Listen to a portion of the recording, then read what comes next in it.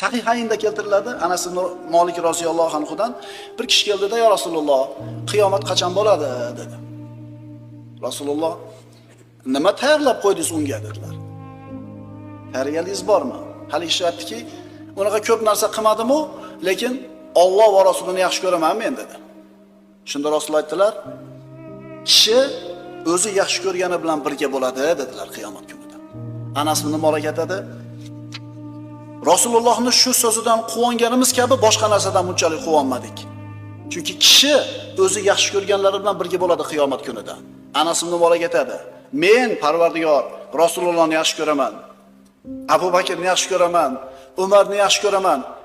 Ular bilan Firdavsul a'loda birga bo'lishini xohlayman, garchi amallarim ularnikichalik bo'lmasa ham" deb qo'ydi. Biz kimni yaxshi ko'ramiz? Rasulullohni yaxshi ko'ramiz. Abu Bakrni yaxshi ko'ramiz. Rasululloh sollallohu alayhi vasallamning hamma sahobalarni yaxshi ko'ramiz va biz ham Allohdan umid qilamiz. Parvardigor amallarimiz ularnikichalik bo'lmasa ham, ularga bo'lgan muhabbatimiz, hurmatidan bizni ular bilan jannatda birga qilgin.